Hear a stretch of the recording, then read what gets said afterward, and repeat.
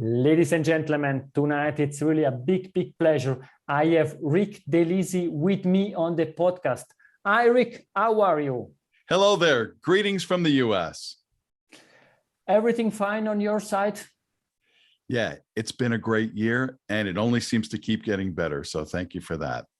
And for the people watching the CX Goalkeeper podcast, we are seeing your nice background and you are already introducing what we are going to discuss.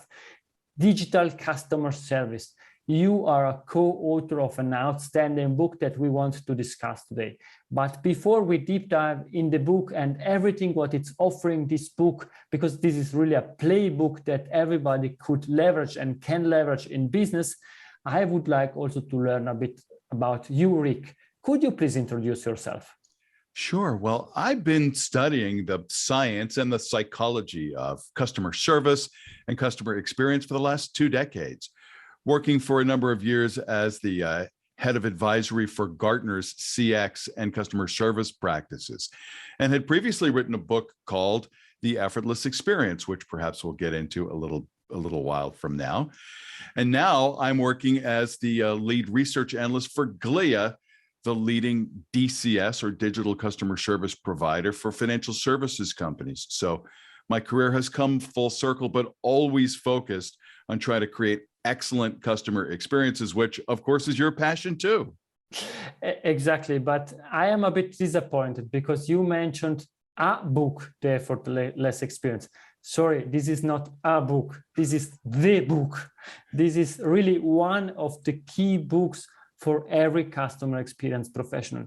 This is a must read, and it's me telling that. It's not Rick telling me to tell that or to say that to you, but it's really one of the most important books in customer experience.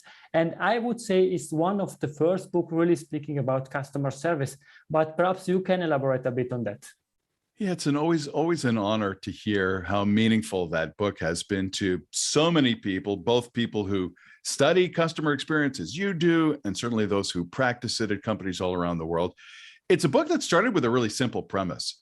We did a research project some number of years ago to try to determine what is the single best question you could ever ask a customer right after a service interaction to predict their future behavior, specifically their future loyalty behavior. Now, we all know that the standard questions in customer service and CX have been the CSAT question, how satisfied were you with that experience? And then, of course, the NPS question, Net Promoter Score, which is based on willingness to recommend. How likely are you to recommend us to a friend or colleague? Here's what we learned. Those are both fine questions, and those are both fine outcomes. You would want a customer to be satisfied. You'd want a customer to be willing to recommend you. But what we learned is, right after a service interaction, a person's answer to either of those two questions isn't very predictive of their future loyalty behaviors. So we experimented with dozens of different words and combinations and iterations of questions and hit upon this realization. A person's answer to the question, how much effort was required for you to get your issue resolved? Their answer to that question is a nearly perfect predictor of their future loyalty behaviors. So we began a whole research project into the art and science of reducing customer effort. Once we learned that effort is the thing that companies should focus on, we began to study what is effort, how is it experienced by customers, what can organizations do differently to impact effort? And then came the biggest surprise of all. We had imagined at the outset, again, just linking this question, how much effort was required, with a person's future behaviors, we assumed at first, and maybe it's only logical to assume, that effort is based on what a customer has to do, right? So in a service interaction, that might be how many things they had to do, how hard it was to do those things, how long it took to do those things. Well, guess what we learned? How a customer experiences effort isn't just based on what they do. In fact, it's based twice as much on how that person feels about the whole experience. The feel side of effort is, in fact, twice as powerful as the do side. And once we discovered that, again, a follow-on discovery to the initial understanding of the link between effort and loyalty, once we learned that it's so much about how a person feels, we began to realize there's any number of things that organizations can do to change the way experiences feel. And we call that the science of experience engineering. I'll just give you the simplest example. Let's say you're calling some company on the phone and the IVR, the voice robot, always asks you, please put in your 15-digit account number. So you put in your numbers, and then eventually a live person comes on the line. And what's the first question they always ask you? What was your account number? It's like, I just put it in the system. Why are you asking me again? But if that rep, that person on the other end of the phone says, hey, look, I know you just put your number in the system, but for your own security, would you mind repeating it? That's the same exact do. The customer has to do the same exact thing, but it feels completely different. And so understanding the do side and more importantly, the feel side of effort opened up this whole fertile field of exploration and discovery around experience engineering. So that really struck home with me. And so that's a big part of what I've been studying for all these years. It's really outstanding to listen from you what you are saying and how you are explaining that. It's really outstanding. This is really fantastic. But thinking about the effortless experience and now digital customer service, another outstanding book. But how is it possible to create such a great books? And therefore, my question is, which are the values that drive you in life? I am passionate about experiences. And maybe if I'm being completely transparent, it's that I get disproportionately frustrated when I have a poor experience. If I'm standing in a line, if I'm going through some process, if I'm in the middle of some whole rigmarole with some company, I'm always thinking, what could these people have been doing differently? How could they explain it differently? How could they present it differently? How could they structure it differently so it feels more effortless? Once I came to understand how important customer effort is, now it's like I measure every experience in my life against that criteria. And you can see there's a vast array of opportunities for organizations to make things less effortless, not just easier, that's part of it, but also to make experiences feel more effortless. I think this is really a great view on your life and on your values, and it totally makes sense because you are explaining that we don't need to call each other because nowadays there are different tools, different ways to connect and to interact with friends, but also with customers. And I think now we should kick off the discussion about the digital customer service, transforming customer experience for on-screen world. And it's something that you mentioned. I would never allow myself to speak about weaknesses of the book, the effortless experiences, but you mentioned that one of the weaknesses of the first book you published is that you didn't spoke about digital customer service. Could you please elaborate a bit on that?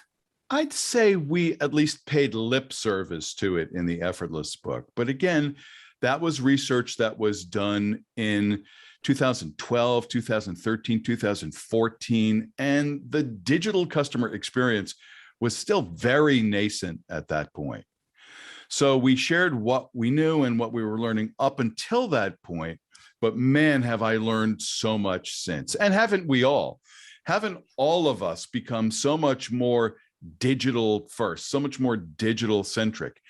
And just to put a pin in the calendar, from March of 2020, the onset of the pandemic, each of us have become exponentially more digitally oriented. We live in an on-screen world. If you ask a person, where do you live? They'll mention some city. I live outside of Washington, D.C. But in reality, here's where we live. We all live on this thing. We all live on our screens.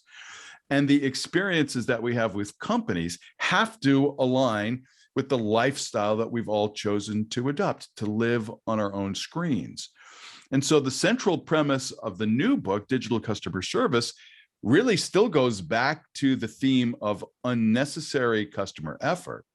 But what we've learned is that the single biggest source of unnecessary effort in the digital world is when a customer has an issue or a problem, they go first to that organization's web properties, website, portal, mobile app, get as far as they can get down the process of resolving their issue. And by the way, if they can do so entirely in self-service without any additional help, that's always great. But there are always going to be moments of truth, as we've described them. Issues that are emotionally important, issues where a customer is not sure they know what all their options are, issues where some degree of diagnosis is required. And in those situations, live human contact is still critical. But where the effort comes in is, and I think we can all relate to this, if you're on a company's web property and you need to speak to a live human being, not just chat, but a voice conversation with a live human being, what are you stuck doing? Stopping everything that you were doing in the digital realm, throwing that whole part of the experience away, only to have to start all over again by dialing a phone number and then going through that whole process, listening to the IVR menu, hoping you've made the right selection, finally waiting to speak to a person, then re-explaining your whole issue, getting re-authenticated in the system. That is the biggest source of unnecessary effort for customers in the digital first on-screen world. And so what we write about in the new book is how can companies solve for that exact problem? Yes, and it's really a great book. I have thousands of questions I would like to ask, but I try to stay in the 20 to 30 minutes discussion. I mentioned 3 words and I think you can relate to them, but we can discuss on it. Automation, collaboration, and communication. These are 3 topics that you are sharing in your book. And I think the best way, it's really, if I have you on the podcast, not speaking too much, but giving back the words to you to explain that. Sure. So in the book, we describe a specific strategy called DCS. Now, the book is called Digital Customer Service, but right away, early in the book, we describe how those 3 words put together have a lot of variable interpretation. They can mean a lot of things to a lot of different people. Typically, what they have meant in the past is adding more digital features and functions and extras on top of a customer service platform that was based in telephony, starting with a telephone-based system and then adding these digital features. But what we're describing is a platform in which all of the elements of the entire experience are all integrated into one platform. And what you mentioned are the 3 pillars of DCS: communication, collaboration, and automation.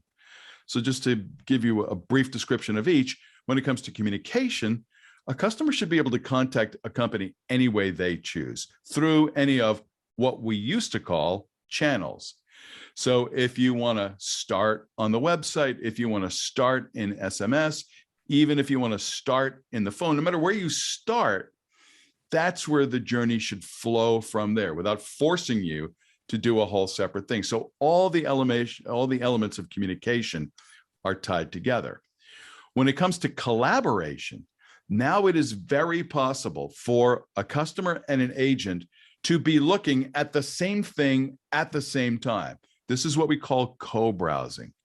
Imagine if you're having trouble accessing some function or some information on a company's website, you press a button.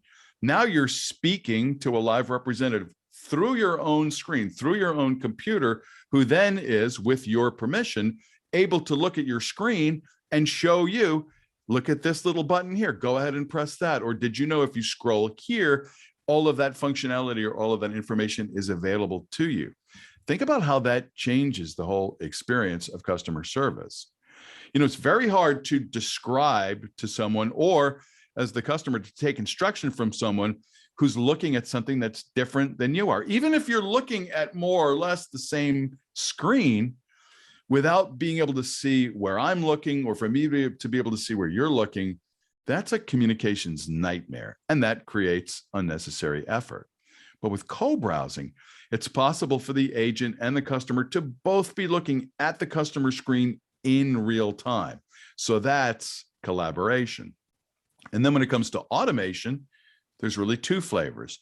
automation that makes the agent's job easier, like bringing up account information, making suggestions about next steps, pre-filling out of forms for the customer, guiding the agent to the appropriate resource to solve this customer's issue, or automation that benefits the customer, automatically navigating them to a place where they need to go next, populating forms with information from the customer themselves without them having to do all the extra work, providing potential steps or tips or tricks to guide that customer through their own experience. So automation works both for the agent and for the customer. So again, all elements of communication, collaboration, and automation all tied together into one platform. And that's what it takes to create an effortless, seamless, 5-star experience for today's digital first customers, which, by the way, are pretty much all of us. Exactly. And harmonized throughout all these processes, exactly what you were saying. Perhaps because I am following you, I know what you're discussing. And often people say, but you know, Rick, during the pandemic, people want to talk to contact center agents, to employees. What's you are offering? What's your view on that? Yes. There will always be situations in which talking to a live human being are either absolutely necessary or greatly preferred. But those live conversations no longer have to happen as a completely separate phone call. So one of the key elements of this DCS platform is what we call on-screen voice. So you as the customer, at any time in the middle of your interaction, if you want to speak to a live human being, you press one button on your screen, and now you're speaking through your screen to a person on the other end who's representing the company who can take care of your issue. Just like you would if you had to make a phone call, but without that whole unnecessary step of stopping what you were doing and then starting all over in a phone call. So let's discuss both for the customer and the agent how this idea of on-screen voice is so much better for them. For the customer, the entire live part of the interaction occurs within context. So I'm already in the middle of some digital journey. I'm in the middle of some process. If I need help, I press a button, and now I'm speaking to a person who can help me right where I already was. You know, we talk about the idea of meeting the customer where they are, and that's almost always interpreted as meeting them in the channel where they began the interaction. And certainly that's important. But what about meeting the customer where they are in the midst of the journey that they were already on? So being able to speak to a live person who can pick up the conversation in context where I am at this point in the journey creates a much lower effort experience. Think about it now from the agent standpoint. In a situation where the customer's already been authenticated in the system, their account has already been pulled up because they logged in on the website or the app, the agent can then greet the customer by name. Hi, Mr. DeLisi, great to talk to you. And by the way, based on that person's browsing history or what we call their digital footprint, where are they on the site or the app at the moment that they needed help? A conversation, instead of starting with, hi, how may I help you? Not knowing who that person is or what they need, could begin with, hey, Mr. DeLisi, looks like you're trying to apply for an auto loan. I could totally help you with that. Think of how much different that is for both the customer and the agent. It really feels to the customer much more like a VIP experience. This person already knows me.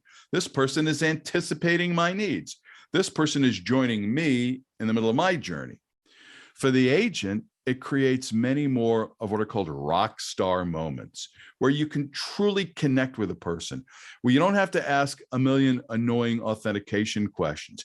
You don't have to try to identify the issue this person is dealing with because you already have a strong idea based on what they've been doing.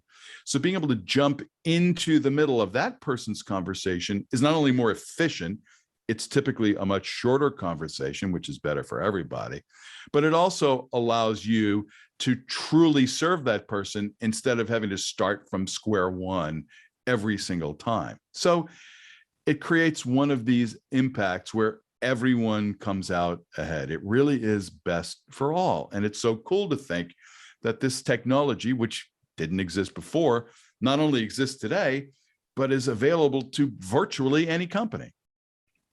And it totally makes sense, because I am preaching about having human-to-human experiences, but these are the value-added human-to-human experiences. Because if I know you, Rick, then I use your name and I know why you're calling me. And it means I care about you, and I can start in a complete different way our discussion. And it totally makes sense. And as you are saying, the technology is there. Technology is the mean to achieve something, and this something, it's exactly creating value. And as you are explaining perfectly in the first book and also in this book, to reduce the effort. It totally makes sense. And that is the hallmark of this new book, is that it is based on the combined learnings of everything that I've been studying, which is around the psychology of customer interactions, with my co-author, Dan McKelly, who's the CEO of Glia. He's been studying how can we use technology to create more effortless experiences. And so we believe this is the first time that technology and psychology have been combined to create one product, one book, and one strategy. So it's equal parts both. There's the human side and the technological side. They've now merged into one central idea, which is, why are we still doing so much of customer service on the telephone? It doesn't make sense anymore in today's digital first world. Yes, and it totally makes sense. Perhaps, how are you seeing the evolution of customer service in the past and nowadays? What we're seeing is that it hasn't evolved nearly as quickly as the behaviors of customers themselves. That's a really unfortunate and uncomfortable situation for companies to be in, recognizing we haven't come as far as our own customers. 84% of customers, according to research by Forrester, start any service interaction on their own screen. And yet, companies around the world are still taking over 8 billion phone calls for customer service. That's a mismatch. That represents a lack of evolution by companies, forcing their customers to do a thing that frankly feels out of date. We just don't use the telephone for information or for service anymore. Think about all the things that we used to do by dialing a phone number that we don't do anymore. Even common things like reservations. When's the last time you made an airline or a hotel reservation or even a dinner reservation simply by picking up a phone and calling? No, when we need help, when we want information, when we need service, we go here, we go to our screens. So again, why is so much of customer service still happening on the phone? That's a mismatch. It's an opportunity moment, and it represents the chance for companies to evolve as quickly as their customers already have. Exactly. And I think in the book and in your presentation, you are preaching about digital first. And it totally makes sense, because we are living on our phones. It's not a playing, as my wife is often saying, that I play with the phone. It's really working with the phone and doing everything what we are doing in our daily lives. Perhaps my question is also, I really like to speak about the future, try to predict what will happen in future. What's your view, Rick? What we are speaking about in 10 years from now about customer service? In 10 years, we will look back at today and ask the same question I just asked before. Why did we do so much of the most important interactions we'll ever have with customers on the telephone? It doesn't make sense. We'll laugh about that in the way that we laugh about all the things that we used to do on the phone. In the US, for example, you tell me if you're familiar with a concept called movie phone. We used to call a telephone number to find out what time movies were playing at the local theater. That now seems so archaic. That seems so old-fashioned. That would be like, making your own clothes off of a loom, or churning your own butter, or building your own wagon. I suppose you could do those things, but we don't do those things anymore. We don't use the phone for information, for service anymore, except when we have to, when we're forced to in customer service. So I think 10 years from now, we'll be looking back and maybe almost sheepishly or embarrassingly laughing about the fact that we, even in 2022, we're still making people call us on the phone when they wanted or needed human contact. Thank you very much. It totally makes sense, and I couldn't agree more, because at the end we want to create effortless experiences for our customer. But perhaps also not always to agree on everything. Some people, some customer experience professionals are preaching about to add some effort to some experiences in order to make that more desirable for customers, that they need to do something in order to achieve something. What's your view? The perfect experience is really the effortless one, or with a small effort?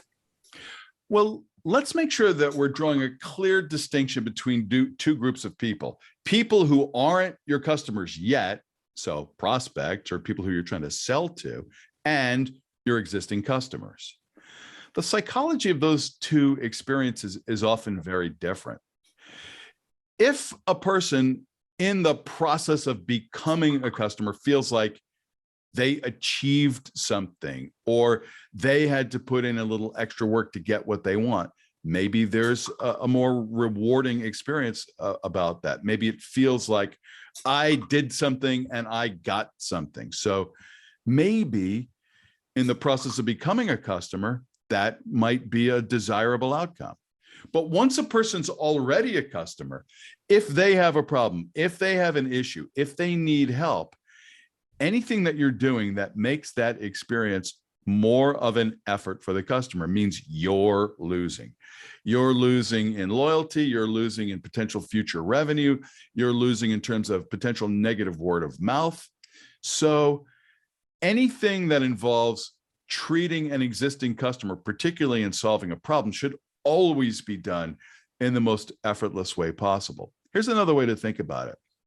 For people who work in marketing, one of the primary objectives is mind share. How can we get people to be thinking about us more often? How can we be more front of mind among our prospects? In service, isn't it exactly the opposite? Haven't we really succeeded in service at the exact moment that the customer completely forgets that there was ever a problem in the first place? So rather than try to create dazzlingly memorable experiences in service, the ultimate outcome is to create an experience that's so easy that the problem goes away and is never thought of again. It totally makes sense. Thank you very much. And now the question that it comes to my mind is, where can the audience find the book? Yeah, so we're really happy that the book has been published by Wiley, a major publisher. It's available on Amazon, it's available on Barnes & Noble, and certainly it's available for global distribution. We also have an audiobook version narrated by a very cool and inexpensive narrator, me. And there's also a digital version as well, if you'd prefer to read it on your Kindle or your ebook reader. Thank you very much. And now it's really time to come to the end of the game and understand a bit more about you. But before deep diving into that, if somebody would like to contact you, what's the best way to contact you? Sure. It's always easy through LinkedIn. It's just my name, Rick DeLisi, DeLisi on LinkedIn. Or my email address at Glia is rick.delisi@Glia. And is it possible to contact also Dan? Yes. Dan is available through LinkedIn as well. And it's Dan McKelly. Looks like the name Michael with an I on the end. Dan McKelly, and he's on LinkedIn as well. Thank you very much. And is there perhaps, in addition to the effortless experience and the digital customer experience, digital customer service, is there a book that you would like to suggest to the audience that help you during your career or throughout your life? Yeah, I am always amazed how many people who follow the NPS methodology, the Net Promoter Score methodology, or who have even been measuring it at their companies for years, haven't read the seminal book that introduced the world to NPS, which is called The Ultimate Question. written by Fred Reichheld. I'm amazed, shocked even, to discover that a lot of people who've been tracking NPS for years don't even fully understand it. And the book explains it very thoroughly. How it's less, even though the question is, how likely are you to recommend us to a friend or colleague? It's less about recommendation and more about getting a more truthful reaction from an individual about how they feel about their interactions with a company. So the idea is, if we just simply ask you, how likely are you to be loyal to our company? Your answer may or may not be indicative of your future behavior. But if we ask you, and again, this represents the totality of your entire experience with the company. If we ask you, how likely are you to recommend us to a friend or colleague? What we're really doing is putting you in the mind frame of influencing other people. And for most of us, when we're asked a question about our influence over other people, we're more likely to be transparent, more likely to be fully honest about our feelings than if you just ask me about how I feel. So that's where NPS first began. The whole idea of putting a person in the mindset of recommending or influencing another person and using that as a lens through which to understand exactly how do I feel about my overall loyalty to your company. Thank you very much. And now I ask you to score the last goal. Is this Rick Golden Nugget? It's something that we discussed or something new that you would like to leave to the audience?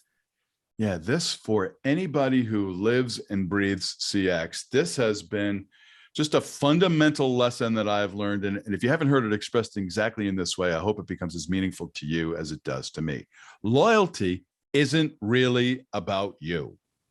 Loyalty isn't really about your company. Loyalty isn't really about your product. And to some extent, loyalty isn't really about the experience people have. Really, I thought that's everything loyalty was all about.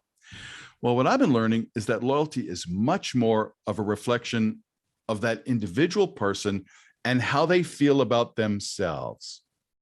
So when a person encounters a product, a service, a brand, or an experience that makes them feel smarter and better about themselves, that's where loyalty comes from.